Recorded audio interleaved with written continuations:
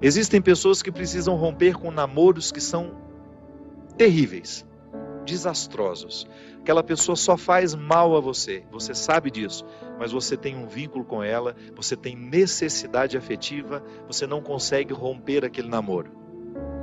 Então, você, de repente, você se encoraja, você fica com tudo claro diante de você, essa pessoa não me faz bem, eu não posso me casar com essa pessoa, porque se no tempo do namoro já está assim, imagina na época do meu casamento, depois no meu tempo de casado, vai virar um inferno pior ainda do que já é. Aí você se encoraja, motivado por pessoas que estão ao seu lado, a romper. Aí é terrível no dia que você rompe. O sofrimento é cruel dentro de você. Parece que você nunca mais vai se recuperar, que você só pensa naquela pessoa. Por quê? Porque apesar dela te fazer tão mal, você tem um vínculo doentio com ela, de dependência afetiva. Você sabe que ela te faz mal, mas você não sabe viver sem ela. Aí você começa a dar passos. A primeira semana é horrível. Você sofre, você chora, você não pode ouvir a música, você não pode sentir o cheiro, você não pode ver aquele pedacinho de não sei o que ele esqueceu lá na sua casa, que tudo aquilo é terrível. Mas de repente você começa a dar passos de libertação. É como se você estivesse andando na direção de uma terra que só vai te fazer bem.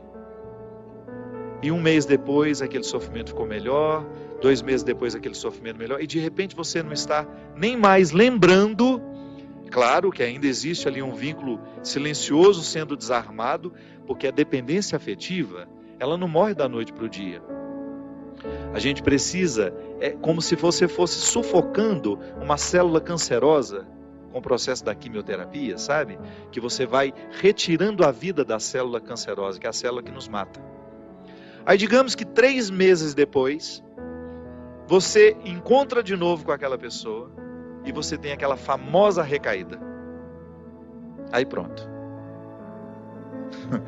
O castelo que você estava construindo, o chão que você tinha andado, que tinha sido tão difícil, você joga fora e você volta para o Egito, você volta para a escravidão. Você faz o mesmo que os companheiros de Moisés queriam fazer, voltar a comer a cebola, voltar a comer o alimento podre, estragado. Aí você reata aquele relacionamento, porque ele é doentio e você não cuidou da devida distância que você deveria manter. Porque quando você tem essa dependência afetiva, você tem que estabelecer a distância, porque senão você não se cura. Você tem que parar de querer saber da vida daquela pessoa, porque senão você não se cura.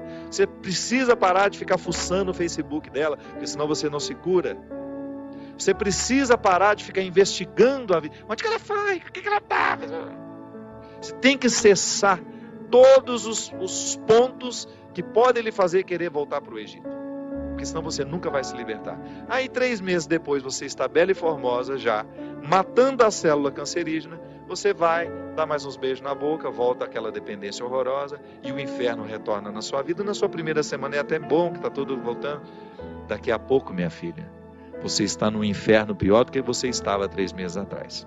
É assim. Quando a gente não sabe viver o desconforto que nos edifica, a gente se boicota o tempo todo. É como parar de beber, é como parar de fumar. Você fica sem fumar 1 ano e você comemora porque você parou de jogar aquela toxina cancerígena no seu organismo. E de repente você vai lá e acende um cigarro de bobeira e aquele vício volta como se fosse um monstro capaz de te comer inteiro. Pronto. Todo aquele sacrifício que você fez dos primeiros dias sem fumar vão para o saco. Por quê? Todo aquele sacrifício vai para o saco. Por quê? Porque você não foi capaz de viver o desconforto de renunciar.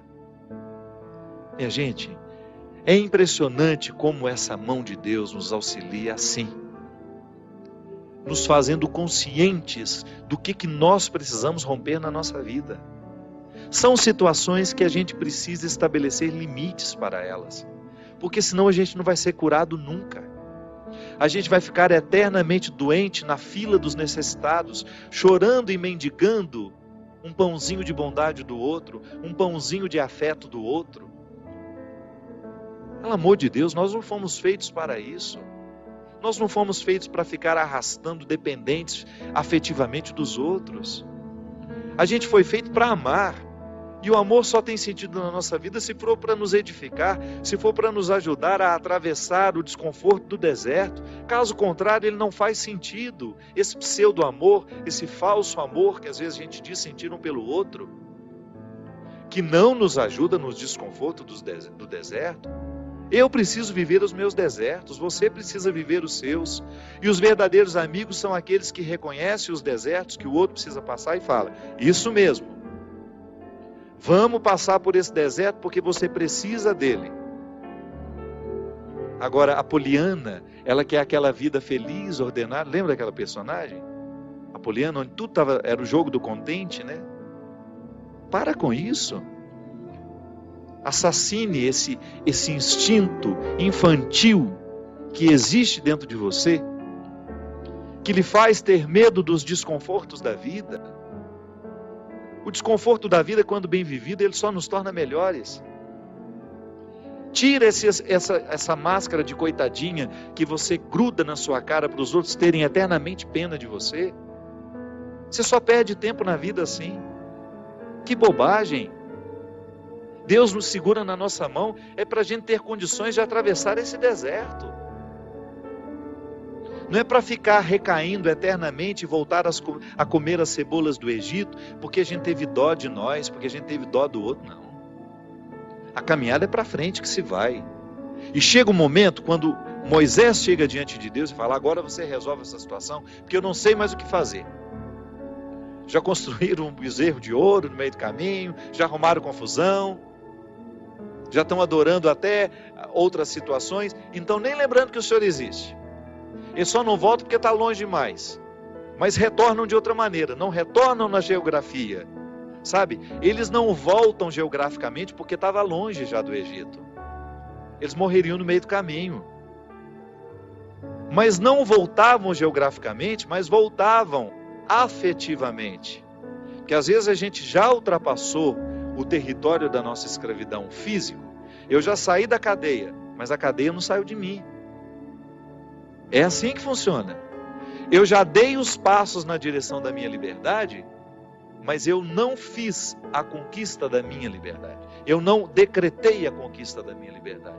Então eu fico afetivamente preso ao meu passado, lamentando as cebolas do Egito, lamentando o namoro que terminou, a situação que foi terminada, a amizade que foi traída. Então, quando Moisés está diante do Mar Vermelho e ele fica apavorado, porque agora eles não tinham mais para onde ir, ou atravessavam o mar, ou voltavam para o Egito, e o exército do faraó já estava chegando para capturá-los, o que ele faz? Ele tem uma reunião particular com o Senhor, né? Uma audiência particular de urgência. Liga lá para o secretário de Deus e fala: pelo amor de Deus, você pede para ele me atender hoje, que eu não posso mais ficar sem essa resposta. O exército do faraó está chegando. E aí ele acha que Deus iria dar uma resposta fácil para ele, né? Ia dar uma solução rápida. Não. O que Deus fala?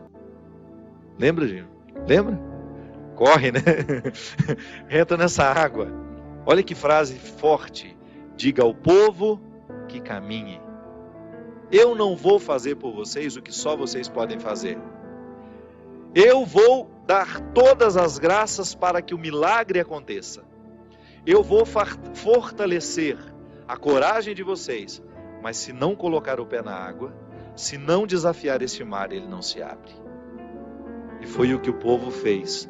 Moisés à frente, certamente, cheio de medo também, né? Ai, meu Pai de misericórdia, o que vai acontecer agora? Quando ele começou a entrar, a colocar os pés na água, Deus faz a sua parte. Minha gente, a nós nem importa se isso aconteceu dessa maneira mesmo. A nós interessa é o fato de que Deus faz diariamente isso na nossa vida. Sempre que eu me encorajo a vencer os mares que me desafiam, eu estou exercendo o cuidado de Deus na minha vida. Sempre que eu me encorajo a colocar o pé no mar que me ameaça, eu estou cumprindo a parte da promessa de que Ele estará sempre ao meu lado. Você faz a mesma coisa. Sempre que você desafia os seus mares, sempre que você enfrenta os seus desconfortos, quando você não tem medo do desconforto que lhe chega, quando você olha para ele de frente, você fala: e agora? O que é que nós vamos fazer a partir desse momento? O que você me traz de bom? O que você está me desafiando? Eu vou aqui recrutar as minhas melhores partes, porque só isso me interessa.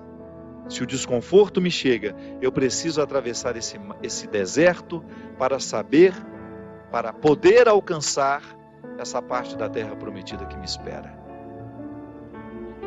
É assim que funciona.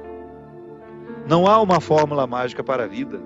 Ainda que a gente não acreditasse em Deus, nós teríamos de viver os desconfortos que nos fazem crescer. Ainda quem não crê em Deus precisa enfrentar os desconfortos de sua história, de sua existência.